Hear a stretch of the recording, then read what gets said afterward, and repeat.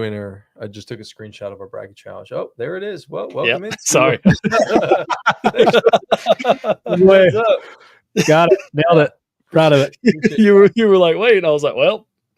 We've Whoops. already pressed the button. What's up? Press that big red button. We We're are there, baby. live from our brand new studio. The foundation. The foundation, location unknown. Greg Larner, Chase Green hanging out in studio. Joseph Guthrie is virtual tonight, producing from his home. Always taking care of us. Bro. Yeah, he is always. He's looking dapper with the glasses per usual. Thank you. Is that a Georgia hat?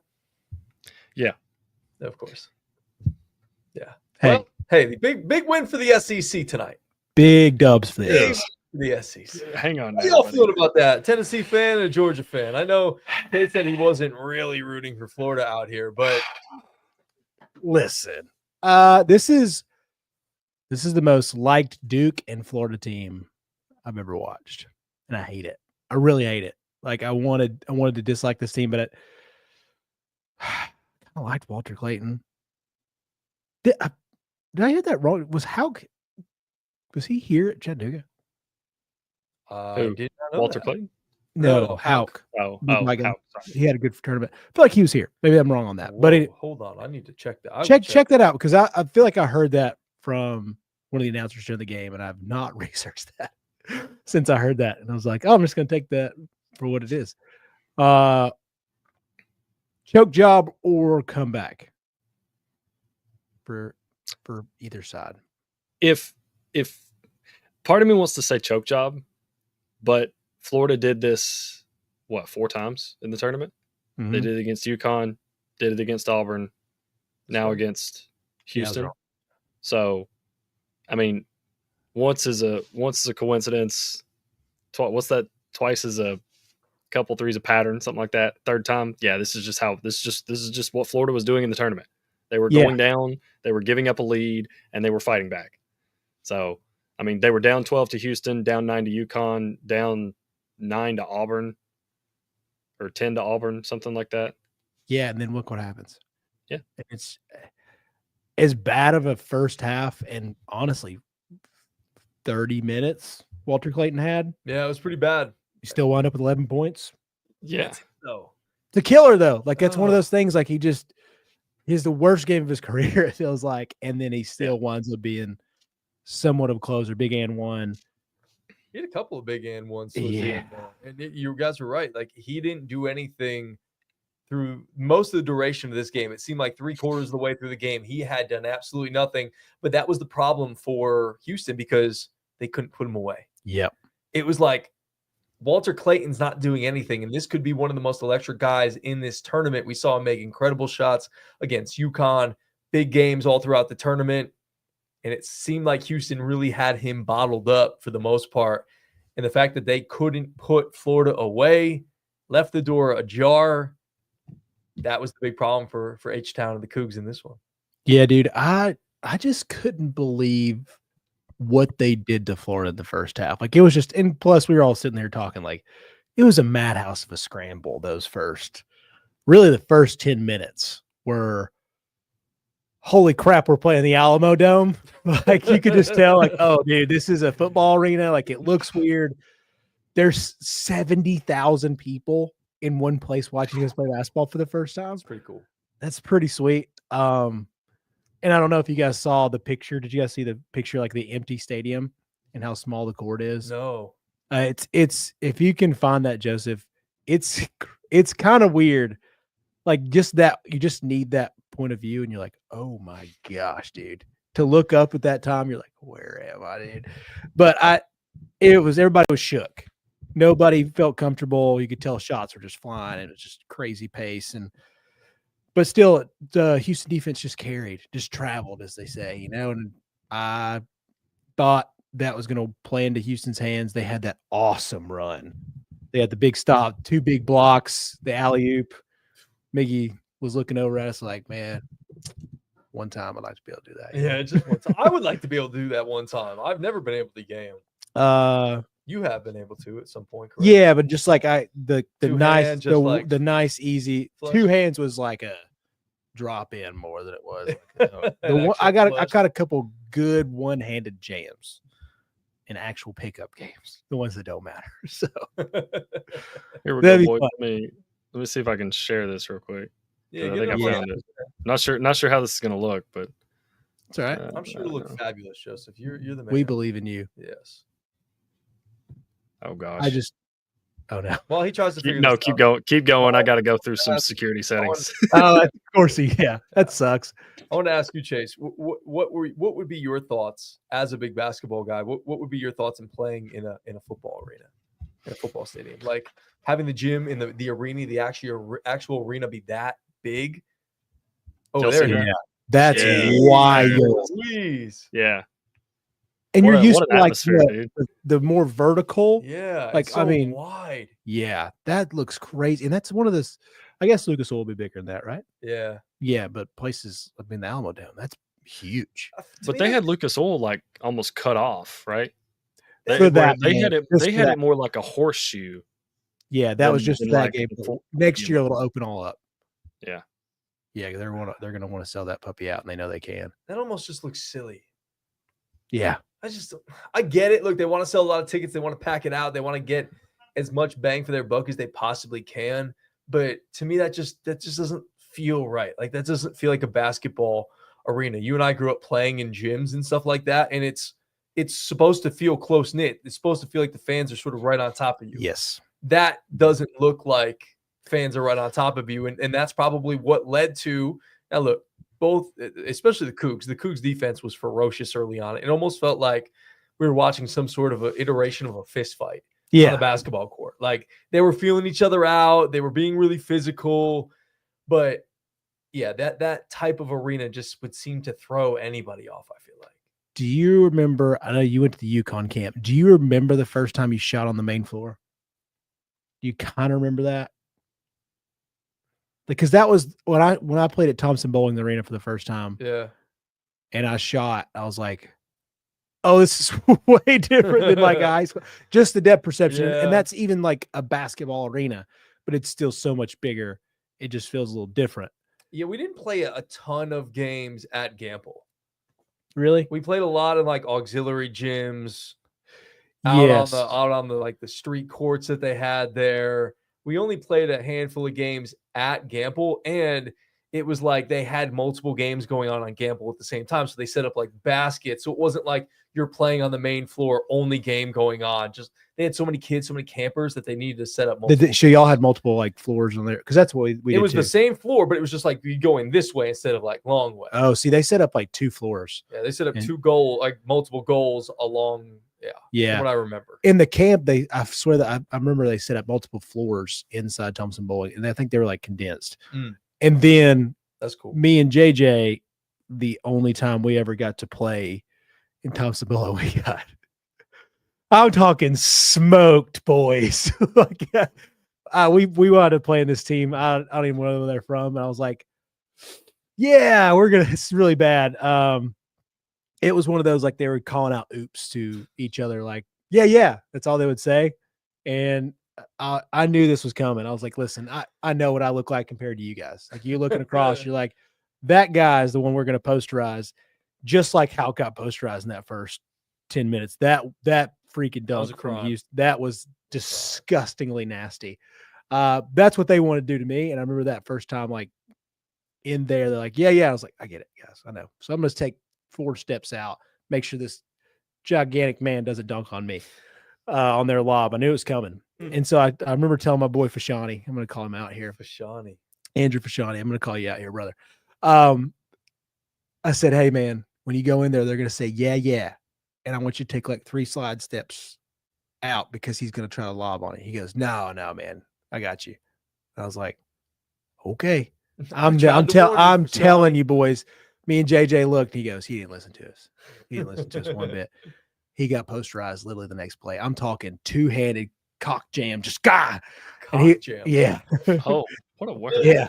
Because let's be honest, God. there was something on that man's shoulder that he didn't want there. and he to this day he'll tell you he didn't get dunked on. I was like, brother, we all saw it. We all warned you. So that's what happened to Halk in that first few minutes. And after that little run, I was like, man, this Houston team, there ain't no way. There ain't no way this Florida team's ready today. And They did seem like the better team for most of that game. Most of that game. The But second some half way, was just somehow, Florida, like they went on a run in the second half, and it was without Walter Clayton on the floor for a little while. Mhm. Todd Golden took him out because he wasn't really that effective. Seemed like maybe he was forcing and pressing a little bit.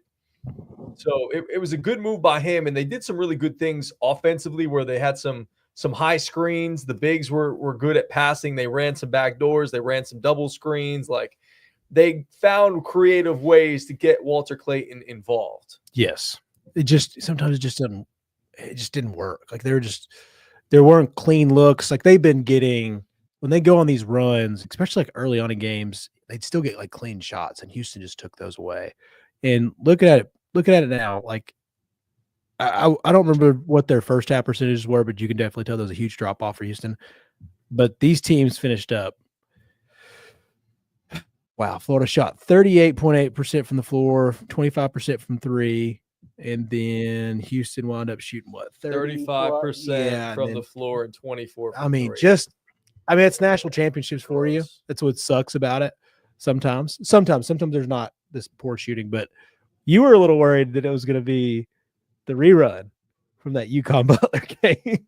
I was, and I mean, look, it ended up being like a really good game. Like from a basketball standpoint, it ended up being a really good game. Had a great finish. It does just suck for Houston, and this is something that I know Kelvin Sampson. Is it Kevin or Kelvin? Yeah, yeah. You're right. I think Ralph Sampson for some reason. Oh yeah. Kelvin Sampson, he's just going to, and all those Houston players are going to look back on this game and just regret the non-ability to get off a shot on that last possession. Yeah. Like to me, that would absolutely eat at me.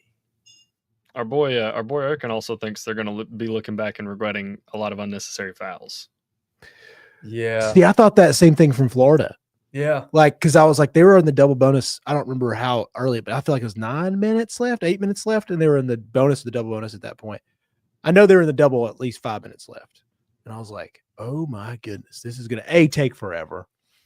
Yeah, that's the worst part about sometimes college. This wasn't too bad, I didn't think. But yeah, I'll say that because there was some tough fouls. Did you guys hear on the broadcast they were talking about Florida's physicality early because they were trying to like do the whole like we're going to match their toughness.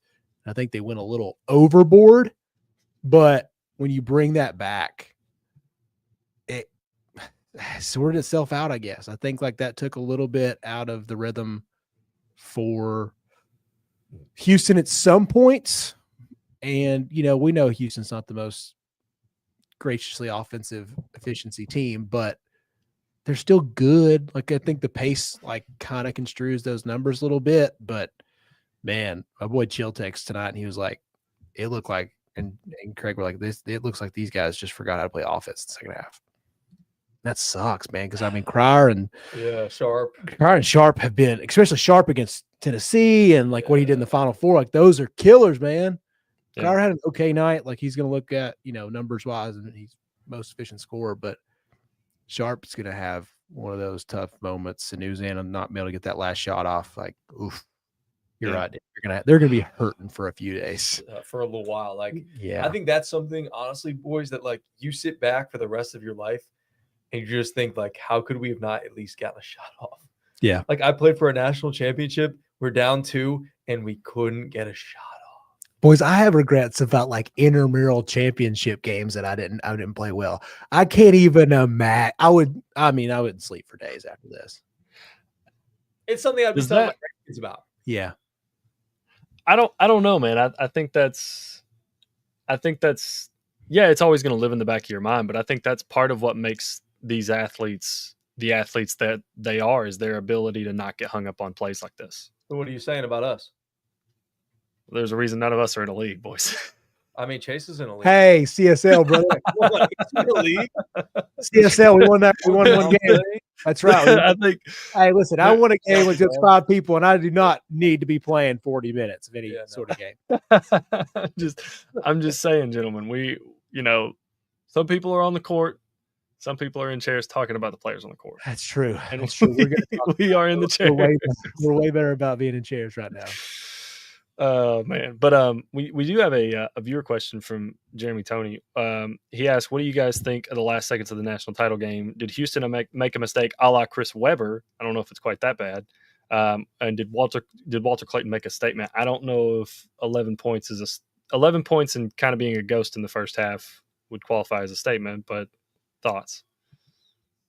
I wouldn't think that it's the level of a gaffe on Chris Webber whatsoever, because that was a monumental gaffe. The fact that you just couldn't get off a shot, like, it happens. It was great defense by Florida.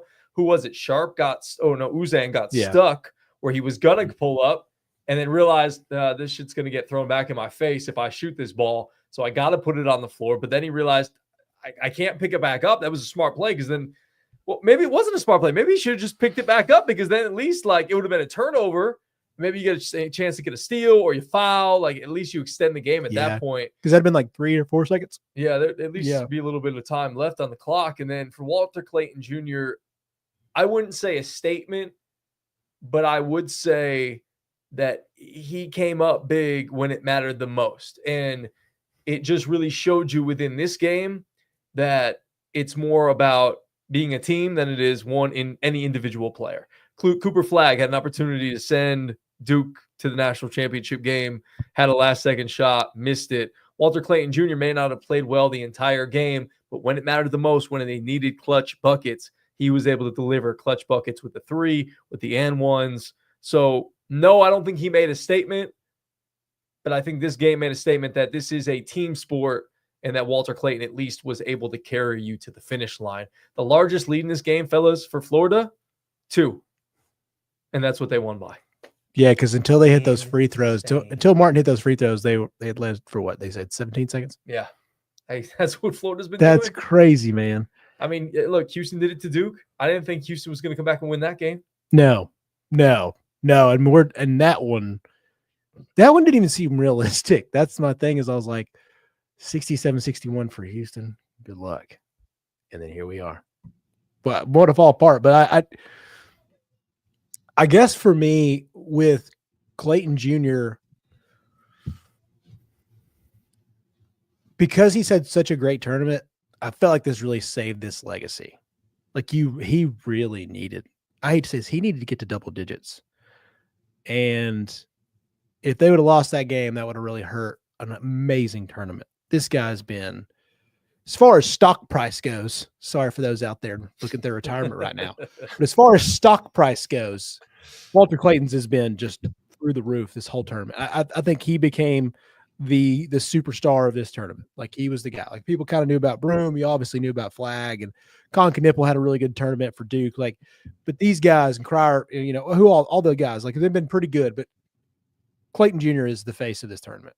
No doubt about it. You want to know what he averaged during the tournament? What? 22 points per game. That's nice. It's pretty good. That's pretty dang good. And to get to hit the big shots, like all the things. This really saved that. I don't remember what the stat. He dropped 30 in the elites, in the Sweet 16 and in the Final Four. 30 or in the Elite Eight and the Final Four. 30 against Texas Tech, 34 against Auburn, 23 against UConn and some huge shots, and then 23 against Norfolk. He only had 13 against Maryland and 11 versus Houston. So you can't say that this guy didn't come up big in the biggest moments. And again, they beat Maryland by 16 points. Yep. So it was the rest of the team that picked him up, and they didn't blow Houston out, but they got the win. And he was a big reason why down the stretch that they got the win. The team was able to keep him close. I was really impressed the way Florida was able to match their defensive energy.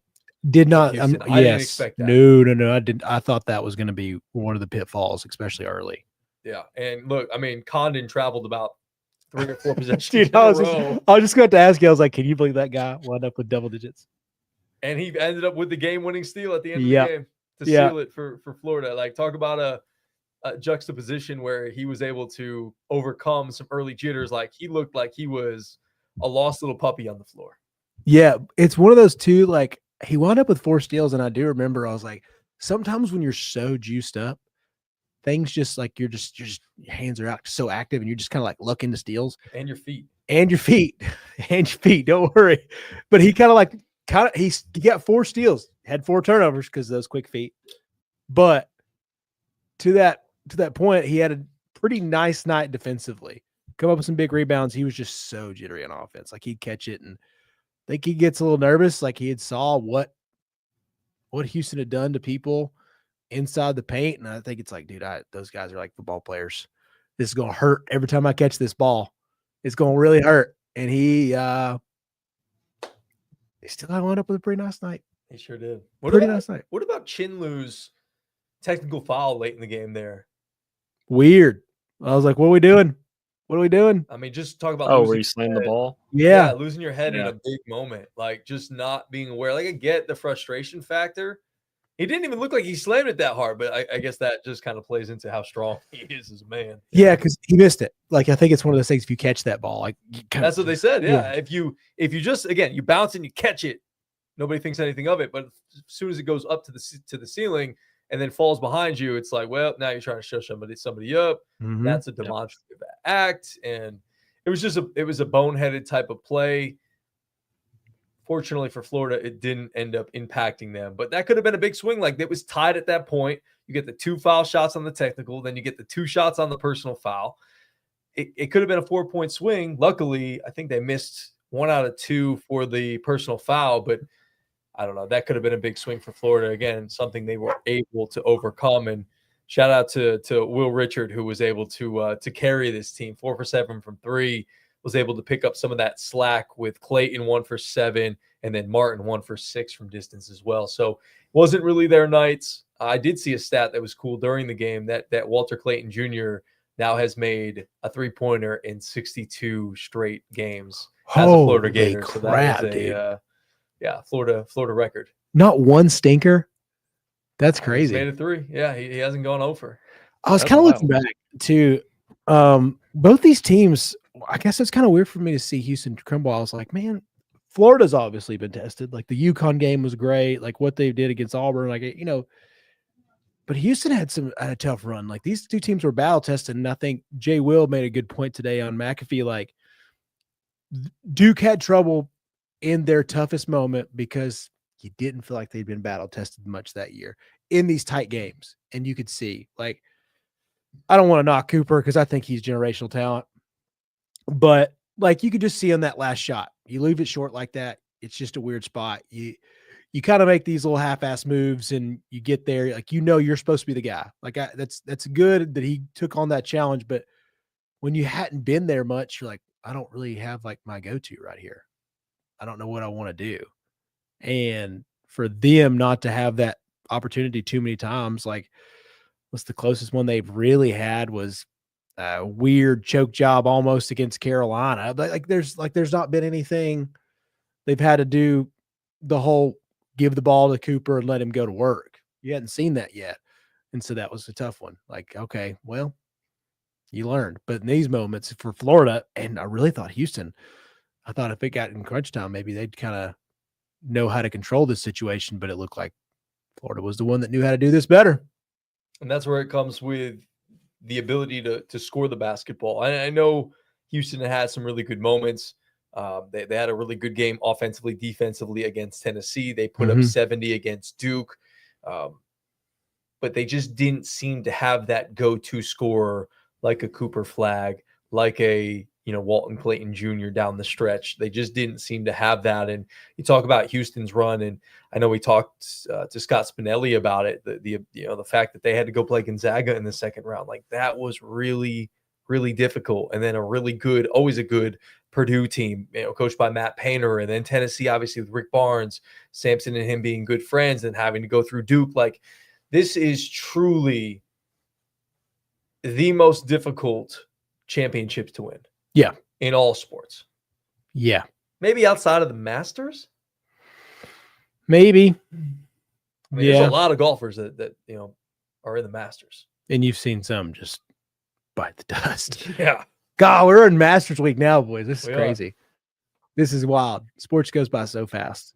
We got the draft at the end of the month. Joseph's favorite time of the year.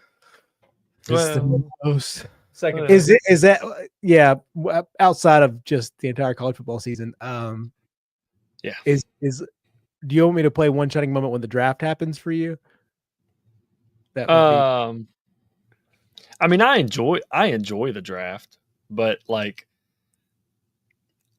I don't know if I don't know Do if you I enjoy the process draft. of the draft? I like What reminiscing follow- on players. Yeah, Yeah, same. I like reminiscing on players. After this weekend, after the Masters is over, and there's that baseball lull, like Mhm. before the World Series starts, and then we're getting into the draft season. I love those 2 weeks of just, I'm just gonna go watch this random NFL Films day of Yeah. the best wide receivers in the Big 12. Yeah, can't I'm wait. gonna watch this O lineman from East Carolina take snaps and just Yeah, see how he Well, does. Like, yeah, and you find out like all your guys you come back to from college football season, like you're Yeah. gonna get they all do film breakdown, so that's gonna start. I'm like, what? Wife's like, what are you doing on YouTube? Just I'm like, I don't know, watching old learn. practice film from Norfolk State. I'm watching this guy who's like out of Eastern Washington. He's gonna be a total steal. Listen, 100%. babe, that guy right there is gonna be a future Titan. Yeah. I need to know how good he's gonna be, because you never know. They might call us up one day, boys. They might call us up one day. We can give some Like, good insight, your man. podcast is doing pretty dang well. Would you like to become a scout for us? Like, Sure my time. would. it's my time. Maybe a draft not? analyst.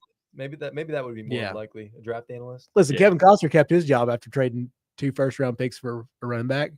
Sure Yeah. So Totally. Sure. Titans will hire me. Anyways, yeah. Final Four national championship kind of make up for what they called a lackluster tournament with 3 good games. Yes. Yeah. And it makes me wonder about something, because as we've led up to the Final Four in the national championship, and we've had Scott on to preview the tournament, and then midway through the tournament, you guys brought up NIL and talked about its impact on the lower seeds. And I got to thinking about it, and I was like, it could be I don't want to say it is, because it's just one tournament. We don't have enough data. We need more sample size. But if it is the death of the Cinderella in March Madness, then what it's probably going to lead to is better games later on. Because these teams that would fall short because they're one player that gets hot or one player that leads isn't going to be one player anymore. So, like, similar to how tonight was with Florida, Walter Clayton's not having his best game. The rest of the team's still there. So as these players leave these mid-majors and go to these bigger schools that can pay them more, you'll be deeper in these top-end teams. So, yeah, you might not have the first-round upsets. You'll probably still have some second-round upsets, but these Elite Eight through Final Four through national championship games are going to be a higher level of basketball than maybe they've probably been in previous years, because you've got more veterans coming back because they can make more money in college. And you've also got, hey, we need a power forward, and we're going to take one from some small school. We're going to take one from Georgia Southern and Chattanooga. We're going to take one from Chattanooga, and he's going to complete our roster, and we're really going to make a run this year. And that could lead them. That could be the missing piece that gets, a team to the Final Four. Yeah. Or it could be a guy who doesn't even play in the national championship game, like Sam Alexis, who was at Chattanooga, who is now a national champion. That's crazy. Exactly. Yeah. Exactly. Who was a forward, actually. So small world. So I think it could be a trade-off that maybe you could get better basketball late in the tournament. Who knows? That's not a prediction. That's more of just kind of like a potential observation. Obviously, we'll have to see, because as the House versus NCAA settlement happens, we're going to have to see what happens with NIL and the transfer portal, and because all this could change in a year and a half. So, yeah, and I think this is a bad sample size. I think some of the. I don't think we're ever going to see a 16 over ones are probably done. Like, we had a cool little run for two games, but I think we're going to really go back to powerhouse. Like, it'll probably be pretty similar to the women's game, like where very rarely, and like in Arkansas this year, like I think that's another part is we're going to have some 10-seed Arkansas teams that don't gel together, and then they have a ton of talent. Like, that's what we're going to get. Like, we're not going to have. I don't think there's a Montana State out there that's going to make a run. you know. Can I pose something to you guys? Yeah. Mhm. When it comes to this, I'm just curious because this is something that I've been thinking about as well. Like, how do these bigger schools go and poach from the mid-major schools? Because the kids that are on those teams, the mid-major teams, have to be good, correct? Yes. So why can't we have Cinderella still? Because at some point in time, some of these kids are still going to have to be like good at the mid-major level that could potentially make a splash. Now, the one caveat to that I would say is that you will have these kids that will be there that will not be all together, having played for like 4 years altogether. Yeah, that'd be my only pushback. See, like the continuity's gone. That's the thing that I worry about. But there are still going to be talented kids at the mid-major level. Eventually, they'll get poached, but they won't all stay at an FAU, or they won't all stay at a UTC or Georgia Southern or a Troy or whatever. Yeah. Yeah. We might get a Drake. Like, that's another part is this year's show, there's still that potential because Drake was a team literally filled with D2 players as far as recruitment wise.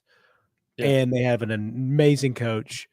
And if chips fall their way, maybe they get the perfect matchup. And it's all about matchups. And I think this year, these 1s and 2s were so good, and the 1s were just so much better than everybody else. Like, these rosters will be loaded. So talented, so deep. So deep, man. Like, that's the thing about Florida is you're just rolling in 7-footers.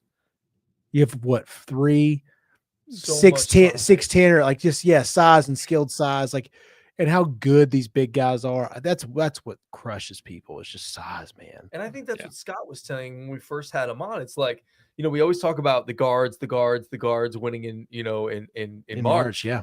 But really, you look back at the last couple of championships, like Florida had some really good size this year. Klingon was awesome against Edey last year. And then you had Sonogo and UConn with Klingon the year before. Like, big guys matter in college basketball. Definitely do. Talked about the guy from Duke who was incredible. Yeah. I forget his name. What was it? Conwalk. You sure that's what his name was? Samawak. Something like that. Samawak. Close. It doesn't sound like coming out of your mouth now. I feel like it sounded right before when you were talking about it. Let me say, I just blanked on it. I tee it real quick. I got you, bro. I got you. What was his name? Malawak. Yeah. Something to walk. Sorry, bro. Stud. Ball. Freshman. These freshmen, dude. Like, that's the thing is, like, kids are just, these 18-year-olds are not 18. I want first on everybody. You know what was crazy, though? You just have to post it as soon as you recruited. That Houston didn't even have any of those big guys. No, they're not a big team. And they were still able to compete with a team like Florida should have beaten them. Yep. They have one 6'11" dude who's a freshman. Yeah. Who I don't even think plays. Yeah, they're not the biggest team. They're just the toughest team. Yeah. And that's honestly what Houston is, and the way that they ended up getting to the national championship. Like, that is exactly the way I see Rick Pitino's team in St. John's playing basketball. Like, I think they could be the next iteration of a Houston. I thought they might be able to go farther. I thought they definitely would be able to go farther this year. Same. And it proved that they just really didn't have enough offense. They went incredibly cold. At least Houston had enough with Uzan and Sharp and what's the other guy's name? LJ Cryer. Cryer. At least enough guys to get you by. I mean, they weren't prolific by any means, but they had enough guys to get you by. But the defense just so tough. So physical. I don't remember how early that possession was, but I think it was whenever they were starting that run when they went up 27-21. They ran. It looked like they had 6 guys on the floor, like they were double teaming everybody. Like they were. I think Florida overloaded the left side, and Houston just kept somebody what looked like a roaming free safety to just go double people, and it was all perfect, and it looked like Florida had nowhere to go. I was like, do they legit have 6 people on this floor? Like, how do they have somebody doubling and nobody's open? And then, like, I think Condon wound up making the most perfect pass, and it was still a contested 3 that they missed. It's like, oh my gosh, this Houston defense is just suffocating. And everybody was tight, don't get me wrong, and I really felt like both teams looked like Tennessee against Houston. And you're like, oh my gosh, this this Houston team just causes you so many problems. And it showed even in that Duke game, like the inbound stuff. And I know Erkin mentioned that up there, talking about Duke needs to run some out of bounds plays. Like, yeah, Add a couple more. they do. Baseline out of bounds. And with Sampson, he was talking about, how he's got to have something in his bag. And I was waiting for him to pull out something offensively at the end of the game. He did an interview, I think, with Barstool a couple days ago, and he was talking about I'm sure y'all saw the pass they had to beat Purdue, that little inbounds pass. Mm-hmm. And so he was like, you always, he's like, I had that all season. I hadn't pulled it out yet. And he's like, I've been waiting for the right moment. It takes patience to finally pull that off. And I kind of was hoping Sampson had one more in his bag here. I was like, there's got to be some sick play that he wrote up on a napkin, a little tipsy out on a Friday night, just he's like, this is my play. And deep in the bag, deep in the playbook. Like, didn't have it, dude. Just didn't have it. In the back, not even actually on a page, on a sticky note stuck to a page. Yeah, there's a sticky note. He was up on, actually, I know Simpson. I don't think he's that kind of guy. I think he's more of I actually worked late on a Friday night, stayed up. Yeah. We played a tough game on Thursday. I'm staying late on Friday. Maybe one glass of wine to wind down. Yes. And he's reviewing the playbook. Yeah, just one wine to wine. Hey, You're so crafty, dog. So there is something I wanted to pose to you guys specifically with Kelvin Sampson. So Houston has made the tournament every year since 2018. 2019, they've been Sweet 16 or better. Does that give any kind of like fatigue where you've run tournaments? I mean, your national championship this year, Sweet 16 the year before, Sweet 16 the year before, Elite 8 the year before, Final Four the year before, Sweet 16 the year before, and you've just come up short again and again and again. Like, do you think that dashes the fire at all? You want to take this? Or do you think he's been doing this so long that it's just... Yeah, I'll say this. I don't think it ruins the fire. I think it hurts because he's getting older. He's an older coach. 69. Yeah, he's an older coach. Nice. He is a guy, I can tell how competitive he is. He really turned that program around. And what sucks, it makes this tournament so hard to win it. It's so hard to win. Right now, he is one of the 3 best coaches in college basketball. No doubt about it. And especially to make Houston this. And I think it tarnishes a reputation. And it kind of has that same feel with Mark Few. But these 2 guys have created programs basically out of nothing since, I guess, Hakeem and them were there. Like this program turned around, and you've made it into realistically a top 3 overall. Like we're talking like if Tennessee made that many Sweet 16s and Elite 8s, like it's just unbelievable. Like, but he's done this with Houston, and it sucks because it's going to kind of tarnish reputation. It's like he wasn't good enough. He wasn't good enough to pull off a win. It's like, dadgum, dude. Most fan bases would kill for half of that. Half. And it sucks because he's gonna want it, and you're gonna always want that one back. But yeah, unfortunately, in the public eye, I do think it probably hurts too much for it's tough. There you go. G. And he started at Houston in 2014. They had made the tournament in 2010. But before that, their last tournament was 1992. Oh my gosh! Wow! And they have made the tournament 26 times. They have a combined record of 45-31, and they've made 7 appearances in the Final Four. That's the most of any team that's not won a national championship. That hurts, man. Yeah, it hurts. It hurts, and I think, like you said, Joseph, there's a point where it kind of gets old a little bit. But I think getting there now, and I know he's old, but getting there now should sort of reinvigorate the fan base a little bit. Say, hey, we got a taste of this, and for Kelvin Sampson to get a taste of it, hey, I know my days are numbered. I am far on the back 9. Let me get back there. Let me get back there for one more chance to win a national championship. Yeah. So to me, even though at 69 years old, you're getting a little tired, you got to put the good people around you to go out there and do the recruiting. You be the closer, like we always talk about with Shump, with Rick Barnes. The transfer portal is open for business. Go out there, utilize the transfer portal as much as you possibly can. Make it easier on yourself. Bring in some mercenaries. Go out there and try to win another national championship. Because again, you get a taste for that. You get a taste for that glory where it was literally right in your grasp and you weren't able to close your fist. I think it lights the fire in Houston and their fan base and their program. I think they'd have been way worse off if they would have just made the Final Four. But I think you're right. I think you're right, G. Him making it to the championship, and you are, I'd say, like 3 bad minutes away. Yeah. You're 3 bad minutes. You make, really, I'd say if you're like 1.5 of those are bad and 1.5 of those is good, you're okay. You might survive. You probably win ugly, but it doesn't matter. That's how they wanted the game. We talked about it from early on. Like, they wanted that game to be ugly. Ugly. Under They made it that 70 and way. a half. It sucks too, because like, man, like those numbers are crazy. And also, Shed getting hurt last year. They've had injuries every single time. Like that's another part. Is like they keep Shed healthy last year. Him and Cryer were playing like the 2 best guards. It was unbelievable. Yeah. Who knows? Who knows? That sucks because they have been bitten with injury bug. I was trying to think back. I heard John Fanta talking about it. It's like, God, it hurts. It sucks for Samson because I think he and Rick are 2 of the coaches that are just well beloved. I don't think anybody's walking around and be like, yeah, he's a dick. You know? I think there's a lot of This wasn't Bobby Knight. I think Samson is very, very well beloved.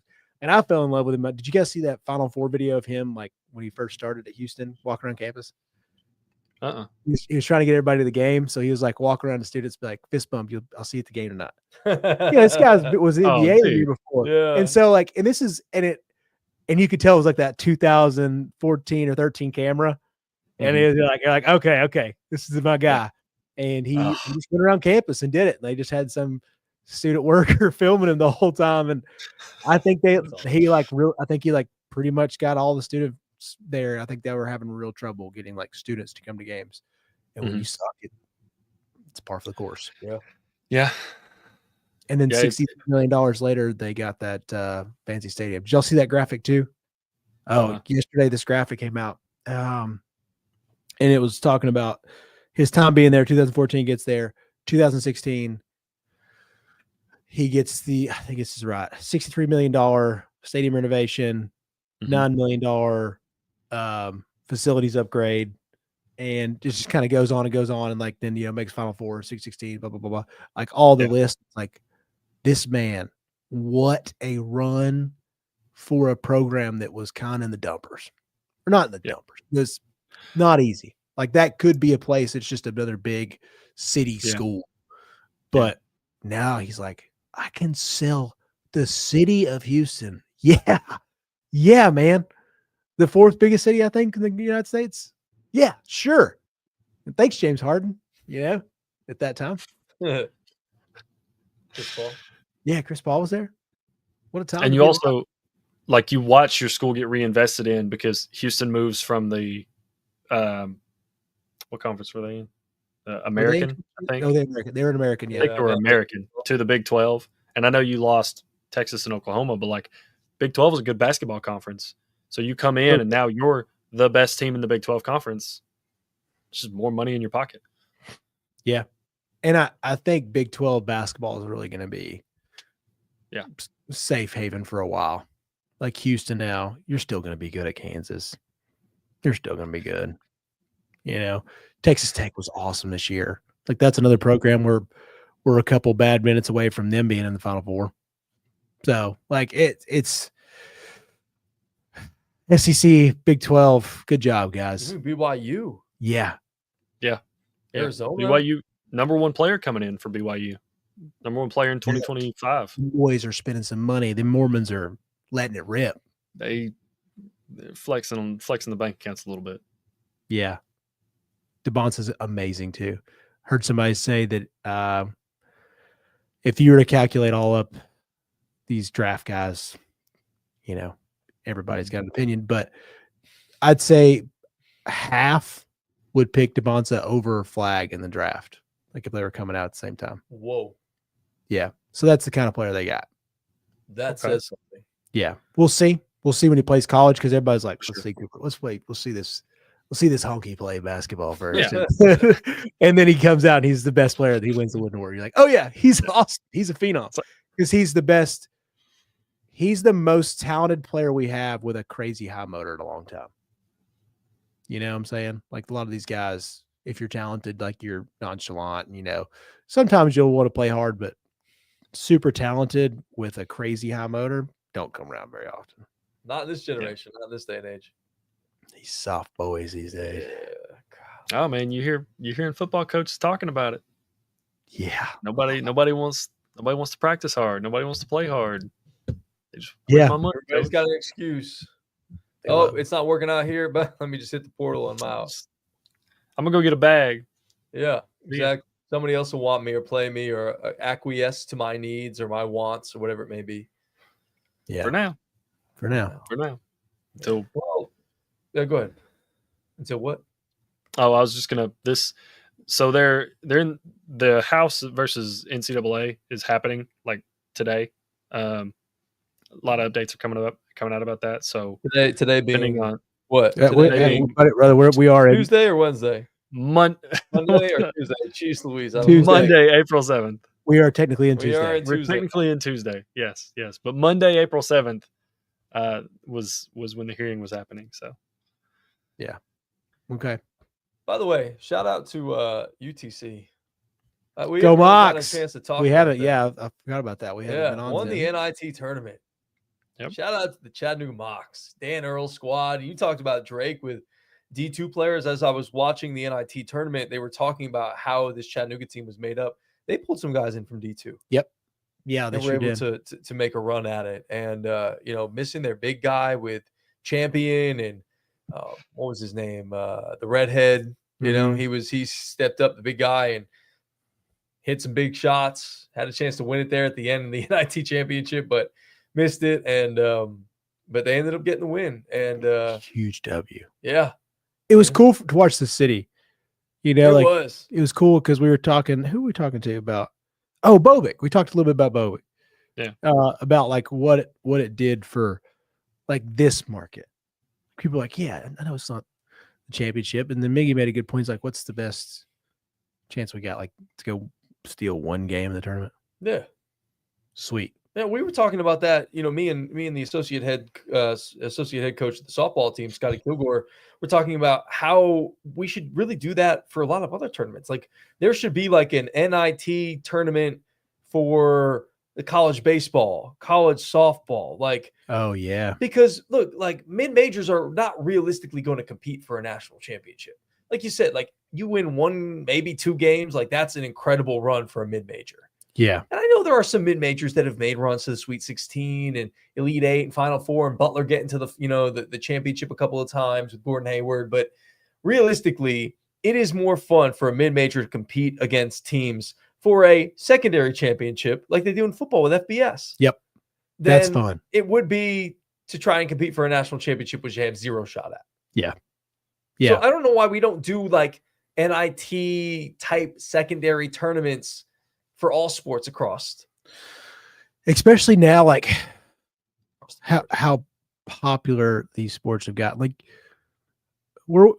softball is on ESPN. Like I watched Tennessee, Oklahoma on ESPN. I read it, like two huge programs, Huge. but we're on the way there.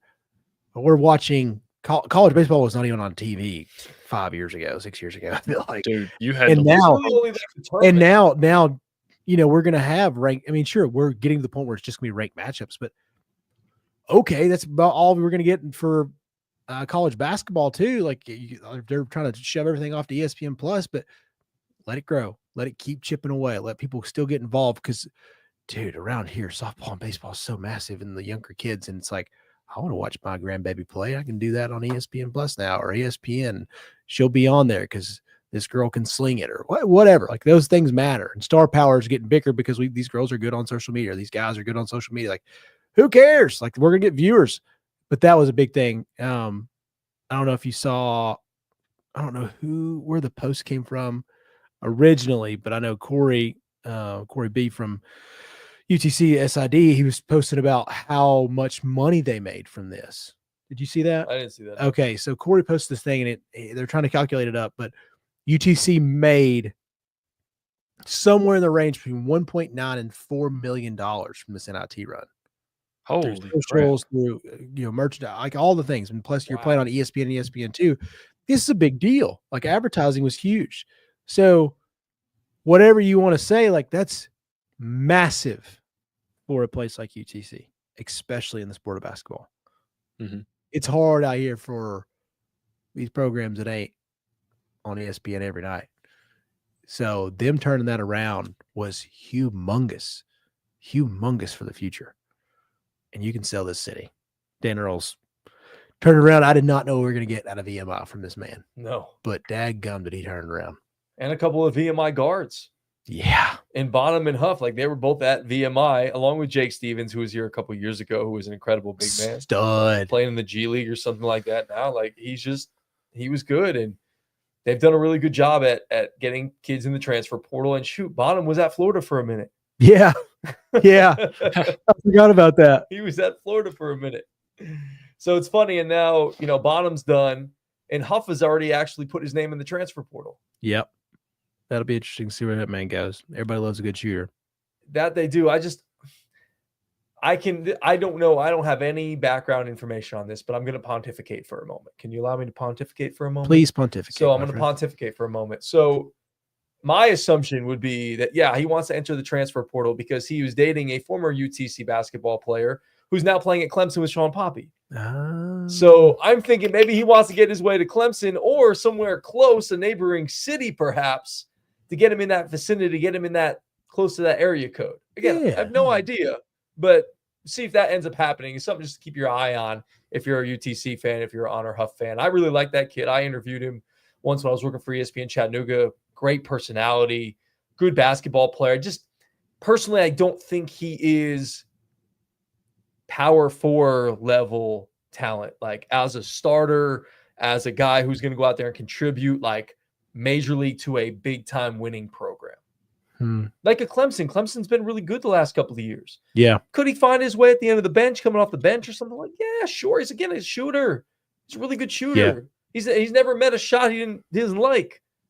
He's like Jamal Crawford. But you're going to take on a humongous role change. Exactly. And he had the most threes made in Division I this past season. Yeah. With like 130 or something like that. Yeah, and he'll be a hot commodity. Like he is what a lot of teams need right now. So do you think I'm wrong? Do you think he'll contribute at no, I don't think he'll be an into the bench guy. I think he'll be like a 6-man spark plug. Like he is somebody's J.R. Smith. Huh. In a different, because I guess he is a new way version of this. Because like he's gonna come off the bench, hit you for 4 or 5 threes, and you're like, holy crap, who's this little guy out here? Named Honor. Yeah. Yeah. Yeah, maybe not end of the bench, but like, No, yeah, right, like 6th, 7th man, like somebody again, a shooter off the bench. That feels like and I hate to say it, like he'll have to have a more efficient season to do that at So a I think power that might be level. kind of tough. That'll be really think tough. his efficiencies. He Good.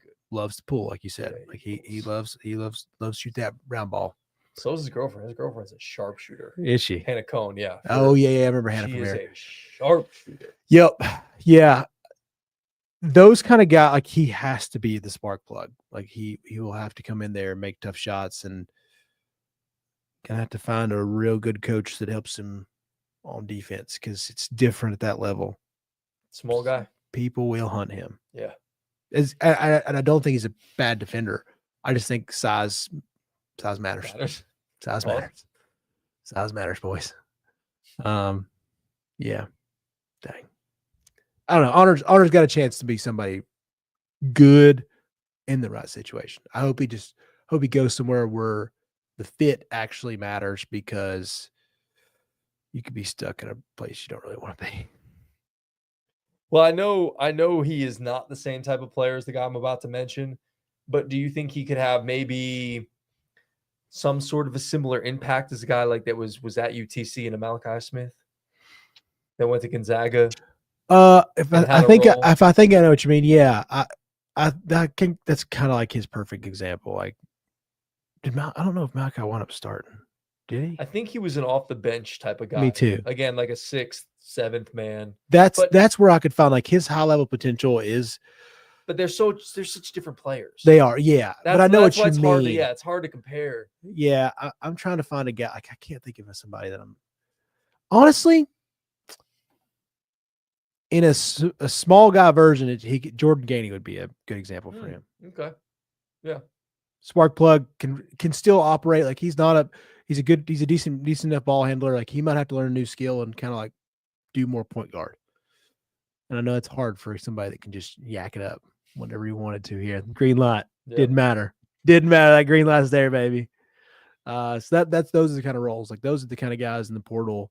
Somebody needs an off the bench scorer. Like if this was Tennessee last year, it's like, man, we could have really used an Honor Huff to come in and just get buckets. Then Gainey stepped up this year. He did. So his game will look different, and it has to change in a lot of ways. As far as I think he has to handle the ball more and be more of a facilitator or just a playmaker in general, and then has to be an efficient scorer because he's only going to play 15 to 22 minutes. That's where he's going to have to live and be good in that role. That's where I think his area is, especially in the powerful level. Because like Clemson's a good example. Like he can go in there. They need that. They can get 15 to 22 minutes out of a guy that can score it and learn how to handle the ball. But he's going to get picked on. That he will. He will. But we wish him the best wherever he lands in honor. Oh, 100%. And he'll find somewhere. Go make you money, buddy.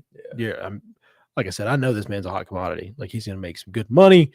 He's going to change his life a little bit.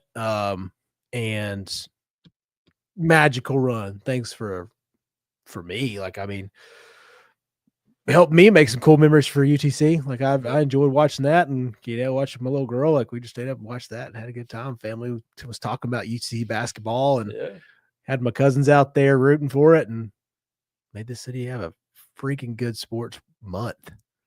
So thanks for that. Yeah, it was a good buzz around the city. I don't know when they're going to have a parade or anything like that. I knew they had like a kind of coming back to the arena thing. I don't know if they're going to have anything. Maybe. I don't know. NIT Champion's pretty cool, though. It's pretty sweet. The second biggest basketball tournament in the country. Hang the banner. Hang it, baby. Hang it up. Go Mox. You got anything else? No, I think my last thing, which we forgot as we sometimes do, is just to make sure you follow us all over social media, please. Let's do that at Chat It Up Sports, wherever you get your podcast. Make sure you follow us on YouTube, subscribe, like the whole thing. And shout out to C. Croft. Yes. C. Croft, the winner of our Chat It Up Sports bracket challenge. A little delay there, Joseph. That's all right. You're virtual. Sorry, it's hard, man. Did the best I could. I tried. Hey, man. C. Croft, what was the percentage? Did you see? Yes. I put it up In on the our 90s, story. Right? And here's my issue, though, boys. I don't know how we get in touch with this person now. I hope that they just reach out to us because send us a DM? a DM. Send us a DM on any of the platforms, and then take a screenshot of like your picks. We need to know this is you. So take a screenshot of your picks. So we know it's you. Just help us out with some identification. Just be cool, okay? People, don't try to steal some glory here. So CC Croft ended up with 1,730 points, 99.9%. Let's go. Damn. God, dude, I made fun of your bracket so hard because it was all chalk, and then you just ran. Nationally ranked 36,000. Which that's pretty freaking awesome. That's pretty crazy, man. Out of how many brackets get submitted? Like 19 million a year, something like that. Wild. Yeah. So they had the right, championship game and had Florida winning. All right. So DM us or send us an email at chatupsports@gmail.com. And the tiebreaker, how many total points will be scored in the championship game? They were 6 points off. With 128, dude, 134. I hope you gambled. 134 put up, and the final ended up being 128. They put 134. That's a So, dude. If you had Houston, great bracket. that is a very, very smart score for that. Yeah. I actually think that was the over under, which is crazy to think about. I think I put mine at 140, but I thought it was going to be Florida versus Duke. That's what I had. This man or woman guessed the correct over under a month ago. Yeah, Wild. pretty impressive. Hey, man. I hope that person enjoys a first pitch to the Lookouts. Some 4 tickets. 4 tickets to the Lookouts as well. 4 tickets to the CFC game of their choice. A flag. A flag from CFC. What else we got? Chattanooga Mocs. Chattanooga Mocs. tickets. Any game you want. There's not many home games left, so pick wisely. You better hustle. Yeah, we got 1 conference weekend left, and then we have about, I think, 3 midweek games. So you're gonna have about 5 more chances. All right. You gotta let me know so I can put y'all's name Quick. on the list. We'll post this tomorrow. We will. And then, or I guess technically today, Owl's Nest Yes. Owl's Nest Barbecue. You are gonna get a smoker, brother or sister. Man, what a day you have had. Shoot. God, I forgot about the smoker too. It's like the best part of it. Yeah. Yeah, you're gonna get a barrel smoker. It's pretty sweet. It's a good skill to learn. I have not done that one, but I do have friends with these barrel smokers. It's a different game. You're not getting the wood pellet, you don't have the automated stuff, but enjoy this process, or you're gonna give it to somebody that's gonna really enjoy this process. If you have not gotten like dad a birthday present or an uncle Father's Day gift, something along those lines, you just you got something in the bag for them because it's awesome. It's like I said, different skill to learn. These barrels are, true wood. You're gonna have to go through the process, but enjoy this sick package from all of our friends. You know what we also have to do? We have to get a little bit more of these made up. Yes. We need shirts too. Yeah, we need shirts. We need Miggy's looks like a stained. Well, that's gross. Mickey freaking It's battle tested, bro. It really is battle tested. There's like Battle tested. there's wings all over that place. That shirt red is towel, wing sauce, blue cheese because he's nasty like that. Oh yeah, he is one of those people. Isn't he? white shirts was a brave choice. It looked clean that first weekend. Dude, it I looks think- so good. My shirt still is nice and crispy white. Mine's pretty good too. And I worked Mine's out a mine good one shape. time. That's all it took to make it look a little not as clean white. Yeah, I don't wear it to work out or anything. I just wear it whenever we do events or like I'm just chilling, something like that. I don't really wear it. Yeah. Yeah, I tried to keep mine exclusively for events, just to prevent like with having dogs at the house. Like mine's like if we're wearing them all out somewhere, that's when this comes out because I didn't want it to get like ripped or stained or. Well, I'm gonna reach out to the person who made these sweatshirts and see if we can get more of these made, some t-shirts made up. If y'all want to get some pop sockets, we Dude, can I do love the pop socket. I know it's probably too far away, but Support the brand. yeah, we got the pop sockets. You're helping the foundation build. We're gonna make this place pretty sweet. I can't wait till we get guests. Mickey's got also our fun, enjoyable CMO is what he calls himself. He has some really good ideas, and I can't wait to show off like what we get to. So get ready to get your picture taken in here.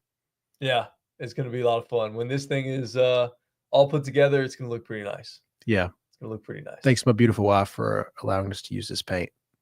Thank you, Hannah. We appreciate We it. love you. Okay. Appreciate it. Yeah. I hope my child's not waking up. I need to get home and make sure I'm on dad duty here. Yeah. So, Well, for Joseph Guthrie, who is behind the scenes back at his house, thanks, Joseph. You're the man, dude. Chase Green hanging out with us all night, getting this beautiful studio set up, watching the game, hanging out.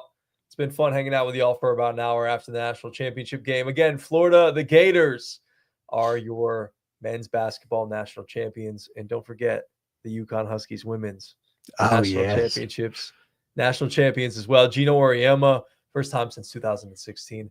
Just had to throw that out there. We hadn't really talked much about that at all. But Page buckets, man.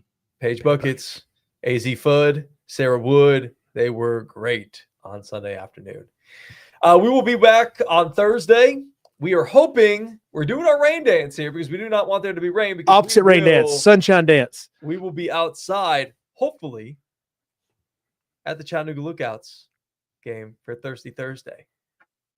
the opening day for the Lookouts is on Tuesday, but we will be there on Thursday, of course, for Thirsty Thursday. So come out, have a couple of beverages with us, and just enjoy the show. We'll be out there starting at about 6 o'clock, going up until about first pitch or so, 7:30. Who knows? We'll maybe carry it a little longer, depending upon what happens. But we got some fun things for you, and we'll get after it on Thursday. Thanks for hanging out with us after this national championship live reaction show. We will see you on Thursday. Don't forget to follow. Peace and love.